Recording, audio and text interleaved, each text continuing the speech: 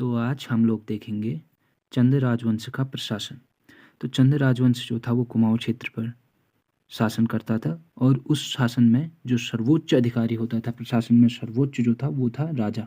राजा सर्वोच्च होता था और राजा को सलाह देने के लिए राजा की मंत्रिमंडल होती थी जिनमें निम्नलिखित पद थे।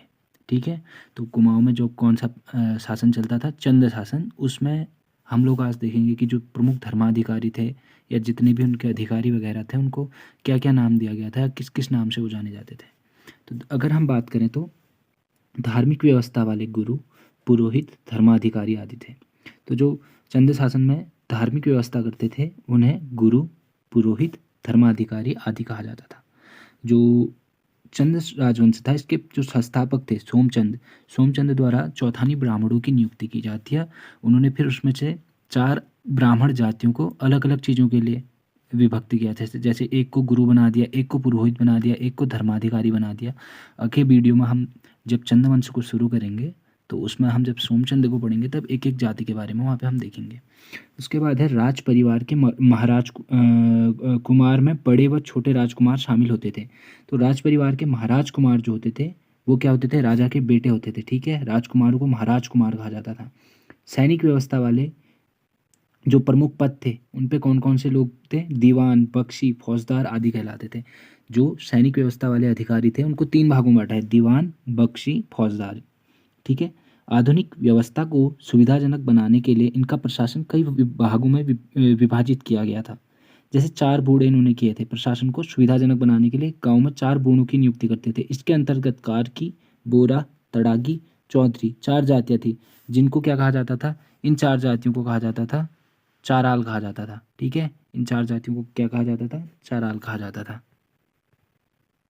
उसके बाद अगर हम देखें चंद शासन की कर प्रणाली या tax system of Chand dynasty, तो इन लोगों ने 36 रकम 32 कलम, यानी 36 और 32 कितने होते हैं, टोटल 68 प्रकार के कर चलाए थे। जिनमें 36 करों को क्या बोलते थे, रकम, 32 करों को क्या कहा जाता था, कलम कहा जाता था। लेकिन 18 से 20 करों का ही वर्णन हम लोगों को इनके इतिहास से मिलता है। जिनमें से आप प्रमुख कर कौन कौन से थे उनको हम आगे देखेंगे। उससे पहले गोरखों ने 36 रकम 32 कलम का उन्मूलन किया था, वह नए प्रकार के कर लगाए थे। तो चंद राजवंश की समाप्ति के बाद उत्तराखंड में गोरखाओं का शासन होता है, जिसमें गोरखे क्या करते हैं, इनके जो टैक्स थे चंद द्वारा लगाए गए टैक्सों को समाप्त करके अपने अलग से नए टैक्स लगाते हैं। उसके बाद आगे अगर हम बढ़ें, चंद शासन काल में प्रशासन की सबसे छोटी इकाई क्या होती थी, ग्राम होती थी। नाली का सर्वप्रथम प्रयोग तमिल साहित्य में मिलता है। ठीक है, जो भूमि मापन के लिए हम लोग नाली का प्रयोग करते हैं, तो इस नाली का जो हमको पहली बार प्रयोग मिलता है वो तमिल साहित्यों में इस शब्द का प्रयोग मिलता है कि जो नाली शब्द है वो एक भूमि मापक यंत्र के रूप में प्रयोग किया जाता था। तो इसका हमको सबसे पहले तमिल साहित्य में जिक्र मिलता है। ग्राम के प्रशासक को सयाना या बूढ़ा कहा जाता था। चंद शासन काल में भूमि की माप नाली, ज्यूला, विसा, अधाली, पालो, मसा आदि से होती थी। तो भूमि की मापन की इकाइयाँ कौन कौन सी थी चंद शासन काल में, नाली, ज्यूला, विसा, अधाली, पाली, मसो। ठीक है, उसके बाद 20 नाली जमीन लगभग 1 एकड़ के बराबर होती थी। ऐसे एक मसा जो होता था वो 2 किलो के बराबर होता था। और अधाली की बात करें तो अधाली लगभग 15 किलो का होता था, एक अधाली बराबर लगभग 15 किलो। जूला जूला 10 कुंतल के बराबर होता था। तो कह सकते हैं कि जूला इन सब में क्या है, हमारी एक प्रकार से सबसे भारी जो माप है वो क्या है, जूला है। ठीक है, परंपरा अनुसार उपज का छठा भाग ही कर के रूप में लिया जाता था, जिसे गल्ला छाड़ा कहा जाता था। इसको क्या कहते हैं, गल्ला छाड़ा। कितने को, जब उपज का छठा भाग 1/6 भाग किया जाता था, चंद्र राजा के पास जाता था, जिसको क्या कहते थे, गल्ला छाड़ा कहते थे। ठीक है, उसके बाद चंदू के समय जमीन के मालिक को, ऊपर एक और रह गया, यह कर अनाज व नकद दानों के रूप में लिया जाता था। ठीक है, तो इन लोगों के द्वारा क्या किया जाता, चंदू के द्वारा टैक्स 2 रूप में लिया जाता था, एक अनाज के रूप में और दूसरा लिया जाता था नगद के रूप में। नगद और अनाज के रूप में टैक्स को लेते थे। चंदू के समय जमीन के मालिक को क्या कहते थे, थातवान कहते थे। ये क्वेश्चन आता है कि चंदू के समय जमीन के मालिक को क्या कहते थे, थातवान। ठीक है, और जमीन को या भूमि को क्या कहते थे, भूमि को कहते थे थात। और इस भूमि के मालिक को क्या कहेंगे, थातवान। ठीक है, ये सवाल आया है। उसके बाद चंद राजाओं के द्वारा लगाए गए प्रमुख कर मेजर टैक्सेस इम्पोज्ड बाय चंद किंग्स। ठीक है, इनको अब हम आगे देखेंगे। सबसे पहले आता है साऊ या साउली कर। तो लेखकों को देकर ये टैक्स किसको देना पड़ता था? लेखकों को, साऊ या साउली। रतगली कर, यह भी लेखकों को देकर था। इसका उल्लेख हमको मूलाकोट नहीं, ये मूनाकोट ताम्रपत्र होगा जो लक्ष्मीचंद का मूनाकोट ताम्रपत्र मिल रखा है। इसमें हमको पहली बार पता लगता है कि लेखकों को भी एक टैक्स देना पड़ता था जिसको रतगली कहते थे। ठीक है, उसके बाद खैनी कर या कपिलिनी कर, ये क्या कर था? ये था कुली बेगार कर। ठीक है, उसके बाद कटक कर। अगर आप लोगों ने हिंदी पढ़ी होगी तो कटक क्या होता है? कटक सेना का एक पर्यायवाची होता है। तो कटक कर क्या हो गया? सेना के लिए लिया जाने वाला कर, कटक कर। उसके बाद स्तूप कर, राज सेवकों के लिए लिया जाने वाला कर क्या कहलाता था? स्तूप कर कहलाता था।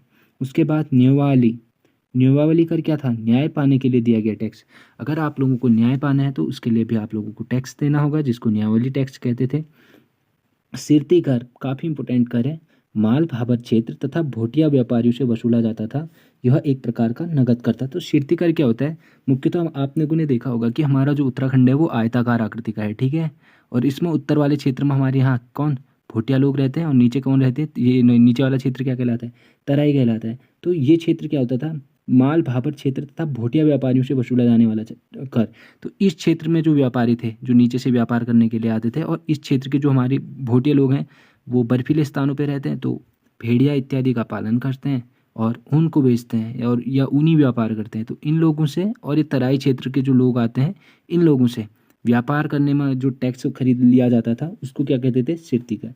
बैकर, बैकर क्या होता था? अनाज के रूप में लिया जाने वाला कर।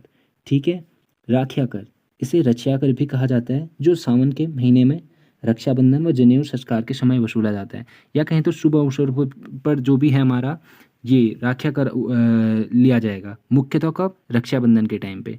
ठीक, उसके बाद अगला कर रहता है कूद कर। कूद कर क्या होता है? नगद के बदले दिया गया अनाज क्या कहलाएगा? कूद कर कहलाएगा। ठीक है, उसके बाद मांगा कर।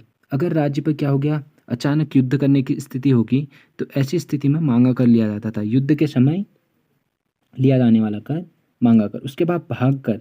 भाग कर क्या होता था?